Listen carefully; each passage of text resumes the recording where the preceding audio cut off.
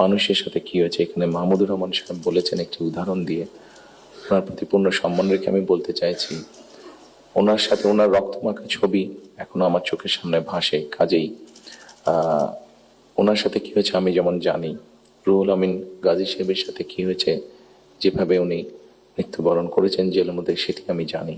এবং সবচেয়ে বড় বিষয় হচ্ছে আমার 60 লক্ষ নেতাকর্মী, এবং তার থেকে আরেকটি হৃদয় বিদারক আমার জন্য হচ্ছে, সেটি হচ্ছে আমার মায়ের সাথে কি হয়েছে। কাজে এই ঘটনাগুলো যদি আমরা সকলে সবগুলোকে এক করি, তাহলে যারা দেশে ছিলেন আপনারা, তারা অবশ্যই আমার থেকে একটু বেটার ভালো জানবেন। তবে আমি একদম যে জানি না বোধহয় বিষয়টি তা নয়, আমার একটি ধারণা আছে। সম্মানিত উপস্থিতিবৃন্দ, যে কথাগুলো প্রায় সকলেই বলে গিয়েছেন, এই কথাগুলো যদি আমরা আলোচনা করাই যাবে অনেকক্ষণ ধরে। আপনারা আপনাদের মূল্যবান সময় ব্যয় করে এখানে এসেছেন। আমি এই কথাগুলোর মধ্যে থেকে একটু সরে এসে কিছু কথা বলতে চাই। আমাদের সমস্যা ছিল, আমাদের সমস্যা আছে। অবশ্যই আমরা 5ই আগস্টের আগে ফিরে যেতে চাই না। আমি আমার অবস্থান থেকে যদি চিন্তা করি, আমার এক পাশে 1981 সালের একটি জানাজা, একই সাথে আমার এক পাশে 2025 সালের 31 ডিসেম্বর একটি জানাজা, আর আমার আরেক পাশে 2024 সালের 5ই আগস্টের একটি ঘটনা। কাজে আমার মনে হয় এটি শুধু মনে হয় আমার এটার জন্য নয়, যারা আমার দলের নেতা কর্মী সদস্য এবং সামগ্রিকভাবে পুরো দেশের মানুষের সামনে বোধহয় এই দুটি উদাহরণ বোধহয় সবচাইতে বাদ বিবেচনা করার জন্য সবচাইতে ভালো উদাহরণ, যে আসলে 5ই আগস্টে ফিরে যাওয়ার কোনোই কারণ নেই আমাদের। প্রিয় উপস্থিতিবৃন্দ, হিংসা, প্রতিশোধ, প্রতিহিংসা একটি মানুষ, একটি দল বা যেভাবে আমরা বিবেচনা করি, তার পরিণতি কি হতে পারে আমরা দেখেছি 5ই আগস্ট।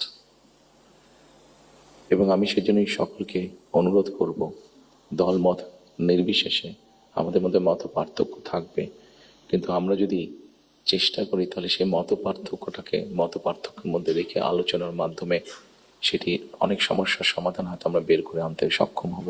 কিন্তু কোনোভাবেই সেটি যাতে মত বিভেদের পর্যায়ে চলে না যায়।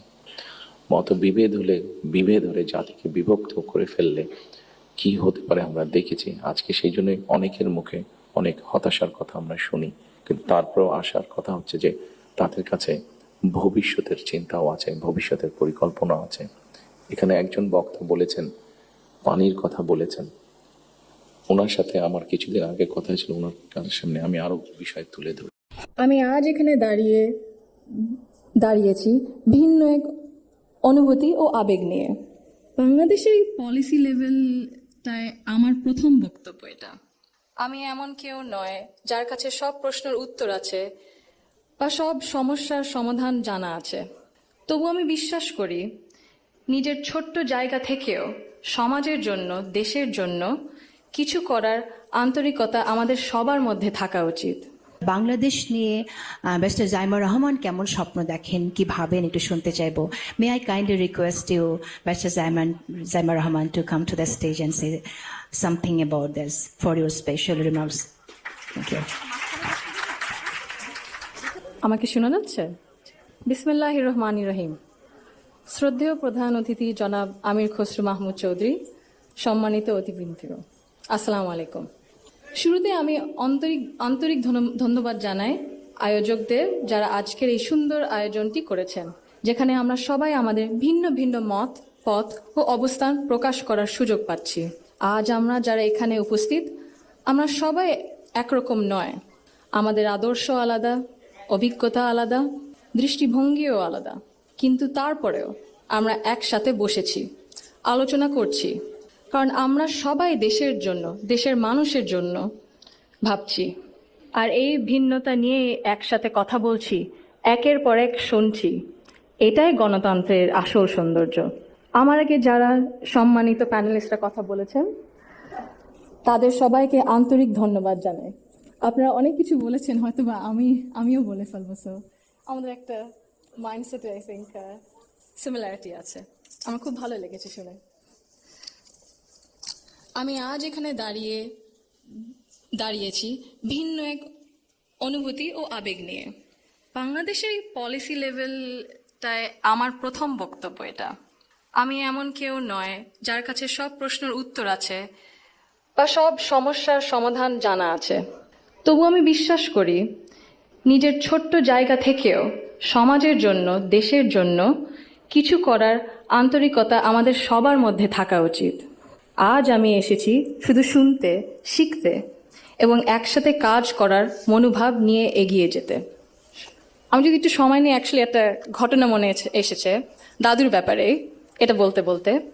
দাদু যখন আমাদের সাথে লন্ডনে ছিলেন গত বছর প্রথমের দিকে, উনি যখন এসেছিলেন তখন হাসপাতালে ছিলেন কিছু চিকিৎসার জন্য। ওখানে বিভিন্ন দেশ থেকে নার্স ছিল, ডাক্তার ছিলেন, এবং একটি নার্স ছিলেন নাইজেরিয়া ওয়েস্ট আফ্রিকাতে। আম্মা আব্বা একদিন দাদুকে সকাল সকাল দেখতে গেছিল। তো নার্স তারপরে বললেছে যে, ও আমি তো আপনার মাকে চিনেছি। আম্মু আব্বু বললো, কিভাবে? আপনার মাই প্রথম ইলেক্টেড প্রাইম মিনিস্টার বাংলাদেশের না? আম্মু আব্বু তো অবাক, হ্যাঁ আপনি কিভাবে জানেন? তো নার্স তারপরে বললো যে, আপনাদের যে উনি যে এত কিছু করেছেন এই মেয়েদের শিক্ষার জন্য, specially primary education, food for education, cash for education, এগুলো আমাদের সরকার ওই 35-30 বছর আগে দেখে ইমপ্লিমেন্ট করেছিল। আর ওই কারণে লক্ষ লক্ষ মেয়েরা গ্রাম অঞ্চলে, ওদের দেশে গ্রাম অঞ্চলে বিভিন্ন জায়গায় সদরে এখনো শিক্ষা পাচ্ছে, অন্তত প্রাইমারি এডুকেশন লেভেলে। সো ভাবলাম একটু শেয়ার যদি করি, এখানেই করবো আপনাদের সাথে। জি। She also understood that education alone was not enough if women were not supported to remain in public and economic life. Supporting women to access credit, build livelihoods, and grow small businesses mattered. So did recognizing the realities of motherhood, of childcare, and that required systems being strengthened around maternity leave and childcare, which she did. That is because women were made to choose between family and participation in the economy. For me, these legacies show the values that I saw both reflected at home and in public. I was privileged to grow up surrounded by exceptional women, confident, capable, and accomplished. I was equally fortunate to have male role models, including my father and my grandfather, who valued those women and never felt threatened by their strength or ambition. In fact, the four most important people in my father's life, in my opinion, have been women for decades. And he has treated them with deep respect and reverence, not as an exception, but as the norm. Because of this, I grew up with what I now recognize was a skewed understanding of society. Living between Bangladesh and the UK taught me something important. Policies and access alone do not create equality. You can expand education, pass laws, set national targets, but if social norms and daily expectations and mindsets remain unequal, empowerment remains fragile. This is not about overt discrimination. Inequality often survives through habit and comfort, through what feels normal. In Bangladesh, women still perform around 85% of unpaid household and care work, spending over 7 times as many hours as men on this labor each day. This work is valued at 19% of our GDP and remains largely invisible in economic planning and national decision-making. This makes something very clear. চিনেছি। আম্মু আব্বু বললো, কিভাবে? আপনার মাই প্রথম elected prime minister বাংলাদেশের না? আম্মু আব্বু তো অবাক, হ্যাঁ আপনি কিভাবে জানেন?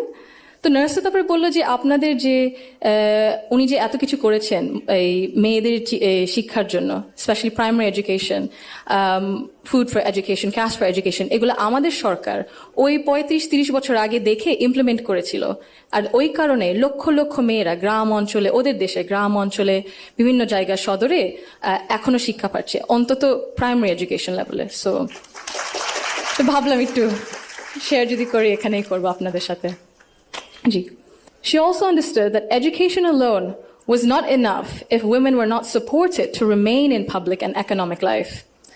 Supporting women to access credit, build livelihoods, and grow small businesses mattered. So did recognizing the realities of motherhood, of childcare, and that required systems being strengthened around maternity leave and childcare, which she did. That is because women were made to choose between family and participation in the economy. For me, these legacies show the values that I saw both reflected at home and in public. I was privileged to grow up surrounded by exceptional women, confident, capable, and accomplished. I was equally fortunate to have male role models, including my father and my grandfather, who valued those women and never felt threatened.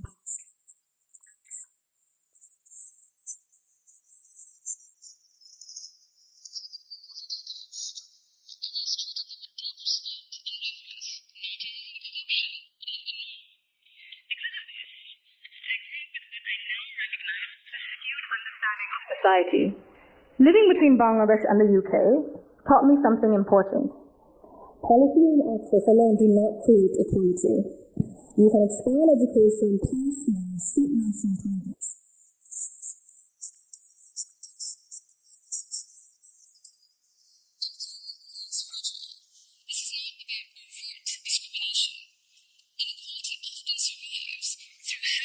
And comfort through what feels normal. In Bangladesh, women still perform around 85% of unpaid household and care work, spending over 7 times as many hours as men on this labor each day. This work is valued at 19% of our GDP and remains largely invisible in economic planning and national decision-making.